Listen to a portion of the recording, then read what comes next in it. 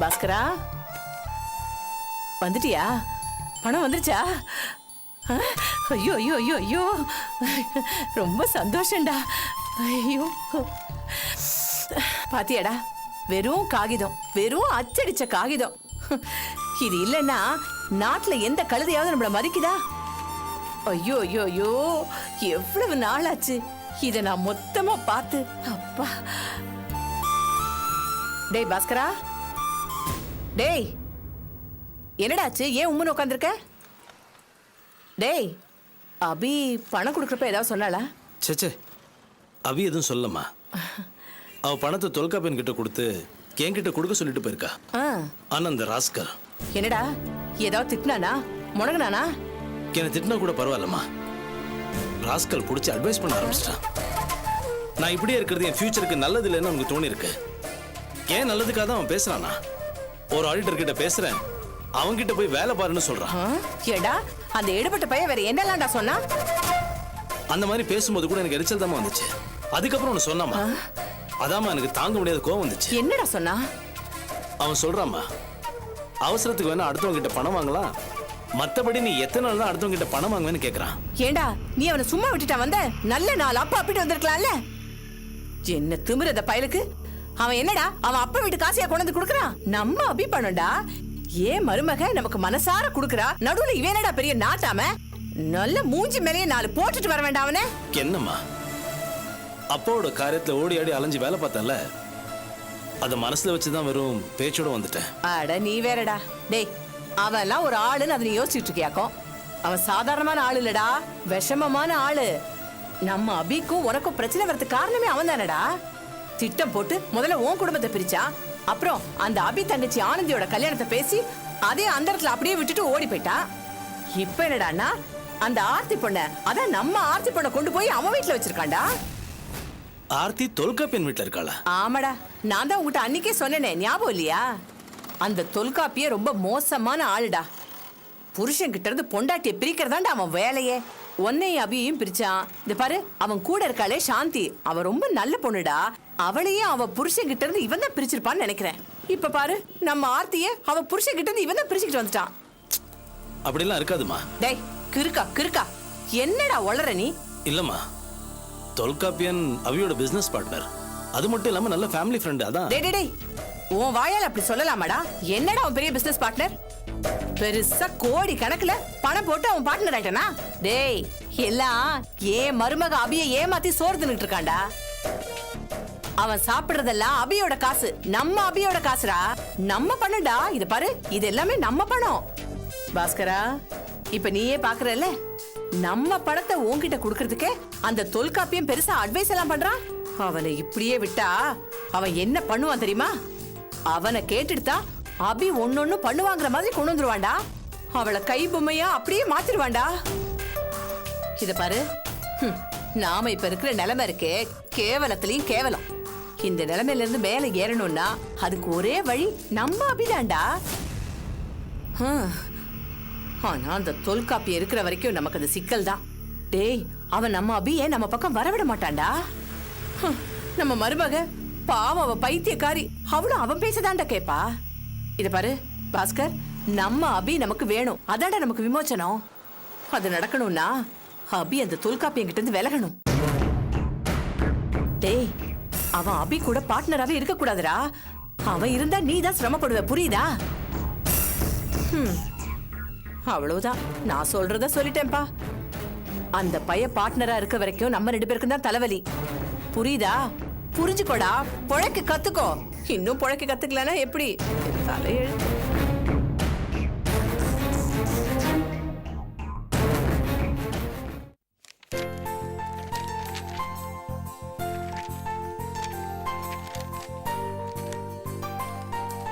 Madam, இந்த ஃபைலை கொஞ்சம் பாருங்க.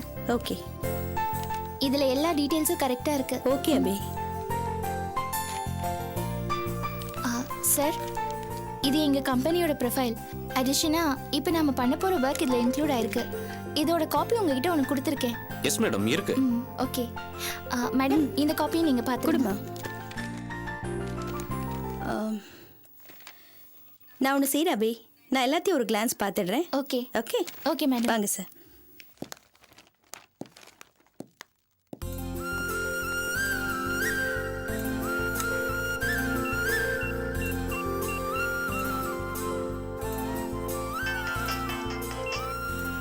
ஹலோ.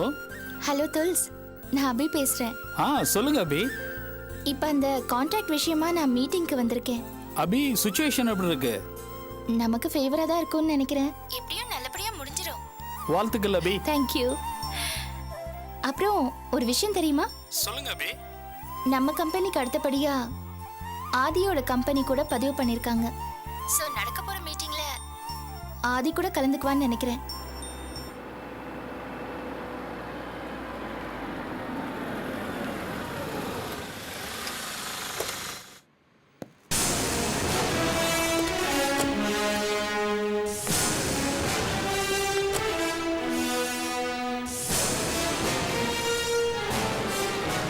மாப்ள அங்கிள், டெல்லியில என்ன இவ்வளோ வெயிலா இருக்கு?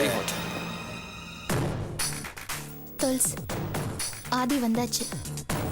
அபி ஆதி ஏதாவது பேசினா பொறுமையா இருங்க. பிரச்சனை எதுவும் வச்சுக்க வேணாம். ஓகே ஓகே, நான் பார்த்துக்கிறேன். ஓகே துல்ஸ், பாய். இந்த கான்ட்ராக்ட் மட்டும் கிடைக்கும். 1 month ஸ்விட்சர்லாந்து ஹாலிடே. அது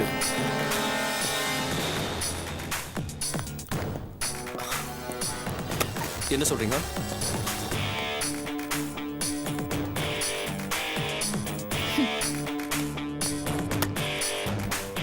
வர வர நாட்டுல எல்லாமே குழம்பி போச்சு மாப்ள. இந்த மாதிரி இடத்துக்குலாம் இந்த மாதிரி பொம்பளைங்களாம் கூப்பிடுறாங்களா? என்ன அர்த்தம்? அதான் அவளும் ஒரு பெரிய கன்ஸ்ட்ரக்ஷன் கம்பெனி வச்சிருக்காளே, அபி கன்ஸ்ட்ரக்ஷன்ஸ். எப்படி மாப்ள? உங்க கம்பெனி என்ன, அவங்க கம்பெனி என்ன, எப்படி இதெல்லாம்? அங்கிள், இவங்களெல்லாம் இந்த ஃபாரின் கம்பெனி நேரடியாக கூப்பிடுறது இல்ல. அதுக்குன்னு இந்தியாவில் ஒரு லோக்கல் ஏஜென்சி இருக்கு.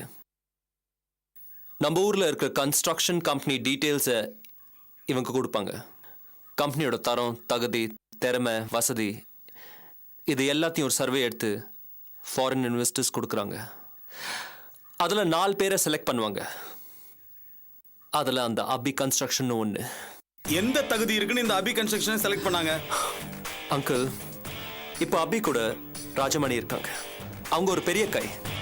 அவங்க கூட சேர்ந்து அபி பண்ற அந்த சாஃப்ட்வேர் சிட்டி ப்ராஜெக்ட் ரொம்ப ரொம்ப பெருசு.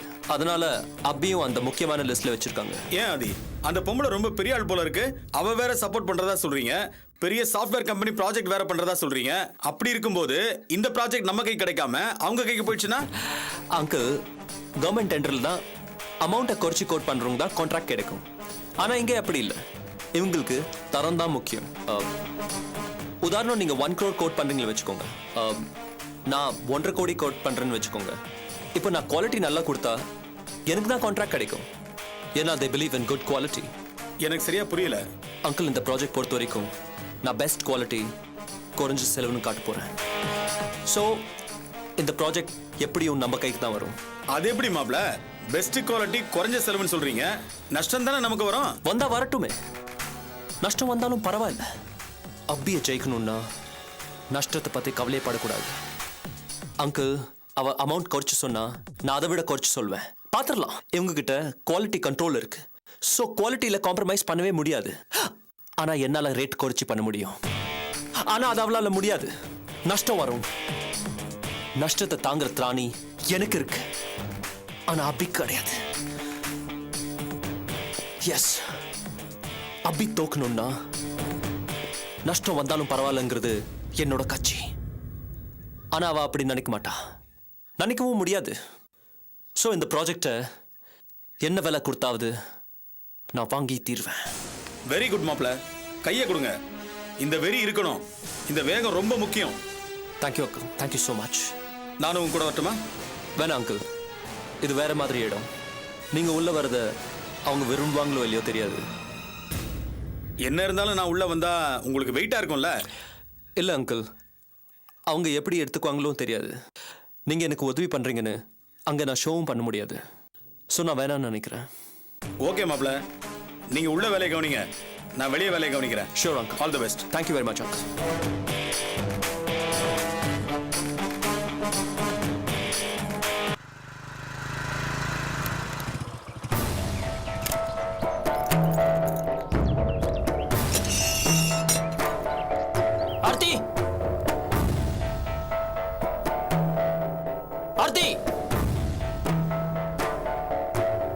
ஆர்த்தி என்ன எதுக்கு இப்ப கத்துற? ஏய் என்னடி நினைச்சிட்டு இருக்க உன் மனசுல? எதுக்கு இப்ப இவ்வளவு டென்ஷனா பேசுற? ஏய் என்னடி நீ பாட்டுக்கு உன் இஷ்டத்துக்கு பைத்தியக்காரத்தனமா அனுகிட்ட போய் பேசியிருக்க? நான் ஒன்னும் தப்பா பேசலையே. ஏய் அத நான் சொல்லணும்டி, நீ தப்பா தான் பேசியிருக்க. அனு கிட்ட போய் மனோ விட்டுரு, இதெல்லாம் சரி வராதுன்னு சொன்னேன். இதுல என்ன தப்பு இருக்கு? ஏய் நீ யாரு இதெல்லாம் சொல்றதுக்கு? உனக்கு என்ன தகுதி இருக்கு? நான் உன் தங்கச்சிடா. ஏய் தங்கச்சினா யார வேணா என்ன வேணாலும் போய் பேசுறியா? முதல்ல உன் தப்பா யோசிச்சு பாரு. உனக்குள்ள நிறைய சிக்கலை வச்சுக்கிட்டு நீ அடுத்தவங்களுக்கு அட்வைஸ் பண்ண வந்துட்டியா? மனோ, நான் உன் மேலயும் நம்ம குடும்பத்து மேலயும் இருக்கிற அக்கறையில தாண்டா அப்படி பேசினேன். ஏய் சீ வாய மூடுறி. அக்கா கல்யாணம் தனிக்கு ஓடி போனவனி நீ அக்கறையா இருக்கன்னு பேசுறியா? சரி நீ ஓடி போன அந்த வாழ்க்கையில அது ஒழுங்கா இருந்து காமிச்சியா? தப்பு தப்பா பண்ணி புகுந்த வீட்டுக்கு நம்ம வீட்டுக்கு பெரிய தலைவலியா இருக்க. மனோ, போயிருந்தேன் உன் மாமியார் வீட்டுக்கு, புலம்பி தள்ளிட்டாங்க. இன்னும் நீ வீட்டை விட்டு வந்த விஷயம் உன் பெத்த தாய்க்கு தெரியாது. நீ பேசுற இந்த பாரு, அடுத்தவங்களுக்கு அட்வைஸ் பண்றதுக்கு முன்னாடி நாம ஒழுங்கா இருக்கமான்னு பாத்துக்கணும் முதல்ல. மனோ வேண்டாம், ரொம்ப பேசாத. அது வேற இது வேறடா. நான் தப்பு பண்ணிருக்கேன், ஒத்துக்கிறேன், எல்லாம் நிஜம்தான். ஆனா அதுக்காக உன் மேலயும் நம்ம குடும்பத்து மேலயும் எனக்கு அக்கறை இருக்காதா? இருக்க கூடாதா? வேண்டாம்டா. என் வாழ்க்கையில வந்த சிக்கல் உன் வாழ்க்கையிலும் வர வேண்டாம். நான் அதுக்காக தாண்டா அப்படி பேசினேன். நான் பண்ண தப்ப வச்சு என் அக்கறையை நீ கொச்சப்படுத்தாது. இப்பவும் சொல்றேன், இந்த காதல் சரி வராது மனு. ஏய் சீ, காதலை பத்தி நீ பேசாதடி. நான் லவ் பண்ணி அந்த வேதனை அனுபவிச்சவடா. கிழிச்ச நீயும் உன் காதலும். ராஜேஷ் பணக்காரன் நினைச்சு அவனை காதலிச்ச, அவன் ஏழன் தெரிஞ்சதும் காதல் கசந்து போச்சு. இந்த பார், 1000 குறைகள் இருந்தாலும் அதை அனுசரிச்சு போறதுதான் காதல். முதல்ல அதை தெரிஞ்சுக்க. மனு, என்கிட்ட பேசி ஜெயிக்கணுங்கிற எண்ணத்தை விட்டுட்டு நான் சொல்றதுல இருக்க நியாயத்தை கொஞ்சம் யோசிச்சு பாரு. நம்மளோட குடும்பத்துக்கும் அனுவோட குடும்பத்துக்கும். ஏய் அத பத்தி எல்லாம் நீ பேச வேண்டியதில்ல. அனுவ பத்தி பேசுறது நீ யாரு? ஏன் அப்படி கோவப்படுற நீ? சார் பின்ன சார் இவ பாட்டு அனுகிட்ட போய் ஏதோ பேசியிருக்கா? மனோ, இதுல கோவப்படுறதுக்கு எதுவுமே இல்ல. உன் மேல அக்கறை உள்ளவங்க இப்படித்தான் நடந்துக்குவாங்க. உங்க அம்மா கூட என்கிட்ட இந்த விவரத்தை சொன்னாங்க. அம்மாவா? உங்ககிட்ட நான் பேசணும்னு நினைச்சேன், இந்த விஷயமா தான். சார் இந்த விஷயமா யாரும் என்கிட்ட பேசி எந்த விதமான பிரயோஜனமும் இல்ல சார். அனுதான் என் பொண்டாட்டி, அவ இல்லைன்னா நான் செத்துருவேன். மனோ, எதுக்கு இப்ப இவ்வளவு பதட்டமா பேசுற நீ? கொஞ்சம் பொறுமையா அமைதியா யோசிச்சு பாரு. சார் நான் பொறுமையா தான் சார் இருக்கேன். ஆனா என்னதை யாரும் புரிஞ்சுக்க மாட்டேங்கிறாங்க. இவனுக்கு போய் என்ன லவ் வேண்டி இருக்குன்னு யோசிக்கிறாங்க. ஏன் சார் லவ் பண்றது தப்பா? அப்படியெல்லாம் யாரும் சொல்லல மனோ. சார் நான் கிளியரா சொல்றேன் சார், நான் சுயநலத்தோட எல்லாம் யோசிக்கல. மத்தவங்கள மாதிரி நான் ஓடிலாம் போக மாட்டேன். எல்லாருடைய சம்மதத்தோடையும் எல்லாருடைய ஆசையோடையும் தான் என் கல்யாணம் நடக்கணும்னு நான் விரும்புறேன். எனக்கு நம்பிக்கை இருக்கு சார், அபிகா என்ன நிச்சயமா புரிஞ்சுக்குவாங்க. அவங்க மத்தவங்கள மாதிரி கிடையாது. ஓகே மனோ, அபி ஊருக்கு வரட்டும், நாம எல்லாரும் கலந்து பேசி ஒரு முடிவுக்கு வருவோம். அந்த நம்பிக்கையில தான் நான் அனுவுக்கு தைரியம் சொல்லிட்டு வந்திருக்கேன். எனக்கு அப்பாவோ அண்ணனோ இல்லைங்கிறது தான் சார் ரொம்ப வருத்தமா இருக்கு. இதை பாரு மனோ, கவலைப்படாத, நாங்க எல்லாரும் இருக்கோம். எதுக்கும் ஃபீல் பண்ணாம நீ ரிலாக்ஸ்டா வீட்டுக்கு போ. நான் வரேன் சார். என்ன சார் இவன் இவ்வளவு பிடிவாதமா பேசிட்டு போறான்? அபியக்கா இதுக்கு எப்படி ஒத்துப்பாங்க நீங்களே சொல்லுங்க. இவ்வளவு முட்டாள்தனமா பேசிட்டு போறான் பாருங்க. இது நிச்சயமா அபியக்காக்கு பிரச்சனை தான்.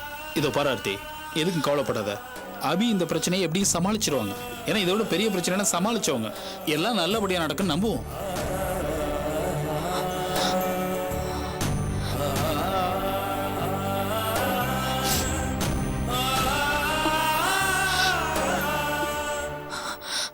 வெல், நாங்கள் எல்லா விஷயத்தையும் வெரிஃபை பண்ணி பார்த்துட்டோம். 4 கம்பெனியுடைய ட்ராக் ரெக்கார்ட்ஸும் பார்த்தாச்சு.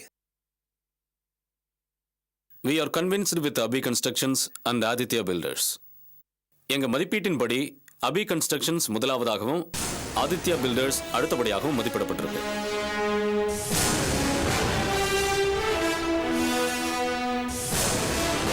MC and GA இந்த 2 குரூப்பை நாங்கள் செகண்ட் பொசிஷனில் வச்சிருக்கோம். அபி அண்ட் ஆதி இந்த 2 குரூப்பும் இந்த ப்ராஜெக்டை பண்ண முடியாத பட்சத்தில் எம்சிக்கும் ஜிஏக்கு போகிறதுக்கு வாய்ப்பு இருக்கு. இப்போ நேரடியாகவே பேசுவோம். நாங்கள் இவ்வளவு வெளிப்படையாக பேசுறத நீங்க யாரும் தப்பா எடுத்துக்க வேண்டாம். Okay? Abhi Constructions and Aadhi Builders இது ரெண்டுமே எல்லா வகையிலையும் ஈக்குவலாக இருக்குன்னு நாங்கள் நினைக்கிறோம். பட் ஒரே ஒரு விஷயத்தில் மட்டும் வித்தியாசப்படுது, அதாவது ரேட். அபி கன்ஸ்ட்ரக்ஷன்ஸ் ஒரு ஸ்கொயர் ஃபீட்டுக்கு 800 ரூபாய் கோட் பண்ணியிருக்காங்க. அதே நேரத்தில் ஆதி பில்டர்ஸ் ஒரு ஸ்கொயர் ஃபீட்டுக்கு 700 ரூபாய் கோட் பண்ணியிருக்காங்க. இது பெரிய வித்தியாசம். மிஸ்டர் ஆதித்ய, அமௌண்ட் குறைவா சொல்லியிருக்கீங்களே, எப்படி? இதை விட குறைச்சு உங்களால பண்ண முடியுமா? சார், நான் குறைச்சலாக அமௌண்ட் ரெஃபர் பண்ணுறதுக்கு காரணம் இருக்குது. நான் இந்த ப்ராஜெக்டில் மேன் பவருக்கு பதிலாக மெஷின்ஸ் அதிகமாக யூஸ் பண்ண போகிறேன். ஸோ இதனால் டைம் சேவ் ஆகும், வேலை சீக்கிரமாக நடக்கும், செலவும் குறையும். அது மட்டும் இல்லை சார், இந்த வேலை பொறுத்த வரைக்கும் இதில் லாபம் மட்டும் இல்லை, வேறு சில விஷயங்களும் இருக்குது. சவாலாக பெஸ்டேஜ் இஷ்யூவாக இதை நான் நினைக்கிறேன். That's why I'm doing this. Sir, சில தனிப்பட்ட விஷயங்களை நான் ஓப்பனாக இங்கே பேச முடியாது. எல்லா இன்ஃபர்மேஷன் இந்த ஃபைலில் இருக்கு. You can have a look at it.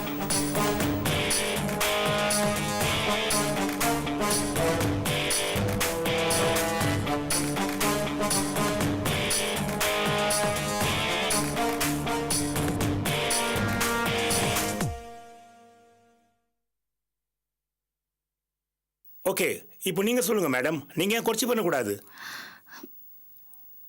நான் அந்த மாதிரி குறைச்சி பண்ணுறதுக்கு விரும்பல சார். வை? சார், காலத்துக்கும் நிலைச்சு நின்று பேர் சொல்லக்கூடிய ஒரு நிறுவன கட்டடம். அதை கட்டும்போது தரம் தான் முக்கியமே தவிர செலவு முக்கியம் கிடையாது. என்னோட அபிப்பிராயப்படி இந்த துறையில் இருக்கிற வேறு சில அனுபவசாலிகள், எக்ஸ்பர்ட்ஸ், அவங்க அபிப்பிராயப்படி என்னதான் இருந்தாலும் மேன் பவரில் இருக்கிற தரம் மிஷின் ஒர்க்கில் வர்றது கிடையாது. மைன்யூட்டான வித்தியாசங்கள் இருக்கு சார். இது பாருங்க சார், நான் என் தொழிலை செய்கிறேன். பண்ணுற வேலை நியாயமாக இருக்கணும். அது பண்ணுறதுக்கான நியாயமான கூலி எனக்கு கிடைக்கணும். நான் வேலை பண்ண போகிற விதம் பற்றி, சாதகம் பாதகம் பற்றி எல்லா டீட்டெயில்ஸும் இந்த ஃபைலில் இருக்குது சார். இதை நீங்கள் பாருங்கள்.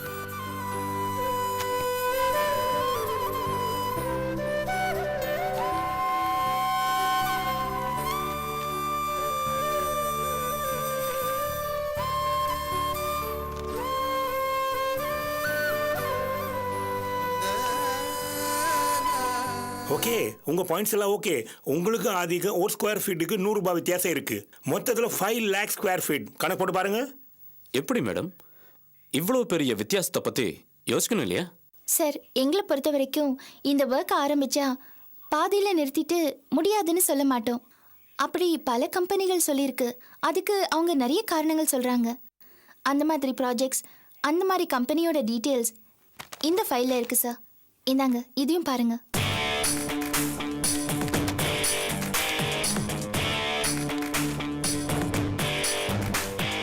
அப்புறம் ஒரு முக்கியமான விஷயம் சார், இந்த ப்ராஜெக்டை நஷ்டத்தில் பண்ண நான் விரும்ப மாட்டேன். செலவை குறைச்சி நஷ்டப்பட்டு ஒரு ப்ராஜெக்ட் பண்ணுற அவசியம் மற்றவங்களுக்கு இருக்கலாம், எனக்கு இல்லை சார். மிஸ்டர் ஆதித்யா ஏதோ தனிப்பட்ட காரணங்கள் இருக்கிறதா சொல்கிறாரு. அது அவரோட அப்ரோச். பட் என்னை பொறுத்த வரைக்கும் பிஸ்னஸ்னா பிஸ்னஸ். அதில் தனிப்பட்ட காரணங்களுக்கு இடம் இல்லை. எதுவுமே இனமாக கிடைக்கிறது இல்லை. ஸோ நீங்கள் நியாயமான ரேட்டை விட குறைச்சி ஃபிக்ஸ் பண்ணுறீங்கன்னா எங்கேயோ காம்ப்ரமைஸ் ஆகுறீங்கன்னு அர்த்தம். என்னை பொறுத்த வரைக்கும் அது தப்பு சார். வேலையை பொறுத்த வரைக்கும் no compromise.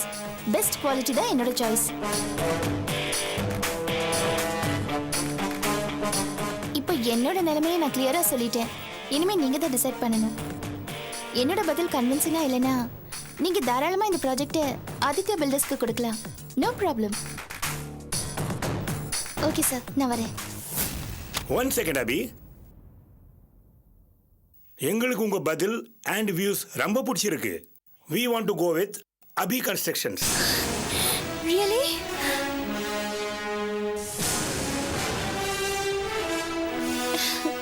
Thank you. Mister Aditya, இந்த ப்ராஜெக்டை நாங்கள் அபி கன்ஸ்ட்ரக்ஷன்ஸ்க்கு கொடுக்குறோம். Better luck next time. There's no next time for Aditya. It's now or never. As you wish. என்னாச்சு இவருக்கு?